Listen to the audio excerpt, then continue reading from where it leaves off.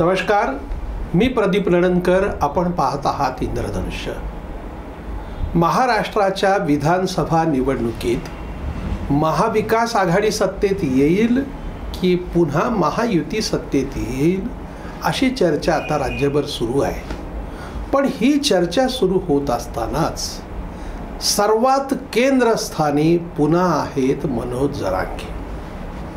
लोकसभा निवडणुकीत त्यांनी भल्या भल्यांचा हिशोब करून दाखवला आणि त्यानंतर त्यांना कॉन्फिडन्स एवढा आला आहे की आपण लोकसभेमध्ये बदल करू शकलो तर विधानसभा निवडणुकीत तर नक्की बदल करणार.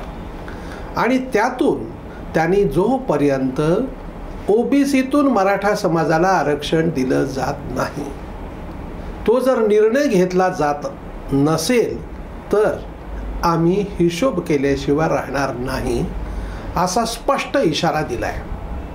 आता त्यांचा हा जो इशारा आहे ना, आजपासनं सुरू झालेले आहेत. आंतरवाली सराटीमध्ये 800 अर्ज आलेत महाराष्ट्रातल्या विधानसभा निवडणुकीसाठी. स्वतः मनोज जरांगे हे मुलाखती घेणार आहेत आणि 20 तारखेला या संबंधातला निर्णय म्हणजे स्वतंत्र जागा लढवायच्या की पाडापाडीचं राजकारण करायचं ही भूमिका ठरवली जाणार आहे. पण प्रारंभापासून मनोज जरांगेचं टार्गेट फक्त आणि फक्त देवेंद्र फडणवीस आहे. भाजपचं नाव घेत नाहीत, ते देवेंद्र फडणवीसचं नाव घेतात. महायुतीचं नाव घेत नाहीत, देवेंद्र फडणवीसचं नाव घेतात. एकनाथ शिंदेबद्दल काही बोलत नाहीत, अजितदादाबद्दल काही बोलत नाहीत, फक्त बोलतात ते देवेंद्र फडणवीसवरती. सोपडा साफ करणार, त्यांना राजकारणातून पार उखडून फेकून देणार, असे सगळे त्यांचे इशारे सुरू आहेत. आता आपल्या सर्वांनाच माहिती आहे देवेंद्र फडणवीसने वारंवार 1982 साली अण्णासाहेब पाटलांनी पहिल्यांदा मराठा आरक्षणाचा विषय उचलला. तत्कालीन मुख्यमंत्र्यांना त्यांनी सांगितलं की मराठा समाजातल्या गरिबांना हे आरक्षण मिळालं पाहिजे आणि यासंबंधी जर तुम्ही निर्णय घेतला नाही तर मी आत्महत्या करेन.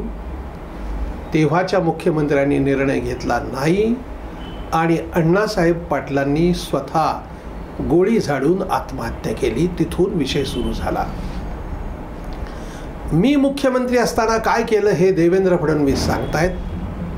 म्हणजे स्वतः मुख्यमंत्री असताना काय केलं, पुन्हा एकनाथ शिंदे असताना काय केलं, उद्धव ठाकरेंनी दिलेलं आरक्षण कसं घालवलं, हे सगळा इतिहास वारंवार देवेंद्र फडणवीसनी सांगून झालेला आहे. मग 1 लाख मराठा उद्योजक कसे तयार केले हेही ते सांगतायत. IAS UPSCच्या स्पर्धा परीक्षेसाठी कशी व्यवस्था लावली सारथीची ते सांगतायत. पण याचा तसूभरही कणभरही फरक पडलेला नाही, कारण टार्गेट देवेंद्र फडणवीस आहे. बघा, हे सगळ्या गोष्टी आहेत. एकनाथ शिंदे तोंडातून ब्र काढत नाहीत. ते फक्त म्हणतात की मनोज जरांगे हे आंदोलन करतायत, आम्ही 10% आरक्षण दिलं, त्यांनी महायुतीनं काय केलं हे बघावं आणि महाविकास आघाडीवाल्यांनी काय केलं हे बघावं असं सांगतात. पण ते जे एकनाथ शिंदे विषयी बोलतायत त्याच्याबद्दल ना एकनाथ शिंदे बोलतायत, देवेंद्र फडणवीस ते जे काही बोलतात मनोज जरांगे, ना एकनाथ शिंदे बोलतायत, ना अजितदादा बोलतायत. आता याच्या मागचं कारण काय सांगू. बघा, रोज सगळ्या पक्षाचे लोक त्यांना जाऊन भेटतात. विखे पाटील भेटले, राजेश टोपे भेटले, हे जाऊन भेटले ना. आत्ता शरद पवार मनोज जरांगेच्या विषयामध्ये भूमिकेविषयी ते बोलत आहेत आणि बोलताना ते काय म्हणतात माहिती आहे का, मुस्लिम समाजाविषयामध्ये आपण काही ना काही नक्की निर्णय केला पाहिजे, सगळ्या समाजाला न्याय दिला पाहिजे, आपण सत्तेत आल्यानंतर ह्यावर तोडगा काढू. मग आत्ता तोडगा अमुका असा तोडगा काढा, एकत्र घेऊन बसा, ह्याला काय अडचण आहे. निवडणुकीत हे पाडापाडीचं राजकारण करण्यासाठीच हा प्रश्न लांबवला जातो आहे, हे आता सगळ्यांना माहिती आहे. या विधानसभा निवडणुकीमध्ये नेमकं काय घडणार याची उत्सुकता लागू नये. सगळ्यांचा मिळून काय कट आहे याच्यामध्ये काय काळबेरं काय आहे, सगळे एक आहेत आणि त्यांचा काही कट आहे का? मतदारांमध्ये या बाबतीत संभ्रम आहे. हाकेंनी ओबीसी वाल्यांचं एकत्रीकरण सुरू केलं.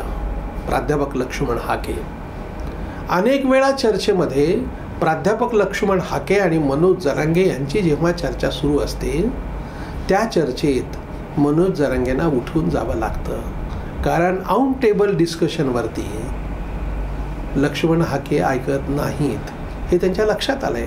कारण तो विषयच नसतो. जरांगे असं म्हणतात ते बाकी जाऊ दे, तुला निवडणुकीत दाखवतो. कारण ताकद, शक्ती, जिसकी लाठी उसकी भैंस असं म्हटलं जातं. त्या पद्धतीनं हम करे सो कायदा ह्या सगळ्या गोष्टी होतात आणि हे सगळं निवडणुकीत दाखवून दिलं जात असतं, कारण तिथं थेट मताचं राजकारण असतं. आणि मनोज जरांगे हे काही एका दिवसात तयार झाले नाहीत. गेली काही वर्ष त्यांनी जी मेहनत घेतली आहे, प्रस्थापित मराठा आणि विस्थापित मराठा असं मराठा समाजामध्ये जे दोन गट आहेत, हा सगळा विस्थापित मराठा मनोज जरांगेच्या मागे लागतोय पूर्णपणे. तो त्यांच्या बरोबर आहे आणि अक्षरशः देवाला जेवढं मानावं तेवढं मनोज जरांगेला समाजातली मंडळी मानतायत. आणि त्यातूनच मग मनोज जरांगे यांच्यावरती ती जबाबदारी येते, माझ्या समाजाला मी न्याय मिळवून देईन. आणि त्यांनी त्यांची एक पद्धत काढली आहे, मला जर न्याय मिळवून द्यायचा असेल तर या पद्धतीनं मी पुढे जाईन, ज्यातून सरकारची कोंडी होईल आणि सरकारला निर्णय करावा लागेल. या विधानसभा निवडणुकीमध्ये या सगळ्या गोष्टी होणार आहेत. जसं मराठा समाज एकत्र आला तसं ओबीसी समाज एकत्र येतो का? लोकसभा निवडणुकीच्या वेळेला ओबीसी आणि मराठा सगळ्यांनीच पाठिंबा जवळजवळ अघोषित महाविकास आघाडीला दिला होता. आता त्यात काही बदल होणार का? हाके आणि हे ज्या मंडळीचा काही फरक पडणार का? ओबीसी समाज महायुतीकडे येणार का? असे सगळे प्रश्न आहेत आणि त्याच्यावरतीच या विधानसभा निवडणुकीचं चित्र काय असणार हे ठरणार आहे. मनोज जरांगे स्वतःची ताकद आजमावण्याचा प्रयत्न खरंच करतील का? कारण हा चक्क चुलत विषय झाला हो. त्यांच्या ताकदीमुळं कोणीतरी पडलं आणि कोणीतरी निवडून आलं, पण जो निवडून येतो ती आलेली मंडळी पुन्हा मराठा समाजाची भूमिका तीव्रतेनं मांडतात का? हाही मुद्दा आहे. मग ती भूमिका ज्या कुठल्या प्लॅटफॉर्मवर संधी मिळेल तिकडे जर मांडायची असतील तर जरांगेंच्या आदेशानुसार काम करणारे असे किती माणसं निवडून येतील? त्यांना स्वतःची ताकद आजमवायची असेल तर 20 तारखेला स्वतंत्रपणे ते निवडणूक लढवण्याचा निर्णय घेतील का? याची सगळी उत्सुकता संपूर्ण महाराष्ट्रभर आहे आणि त्यावरच यावेळच्या निवडणुकीची दिशा काय असणार आहे हे स्पष्ट होणार आहे. धन्यवाद. आपल्याला हा जर व्हिडिओ आवडला असेल तर तो लाईक करा, फॉरवर्ड करा व सबस्क्राईब करा.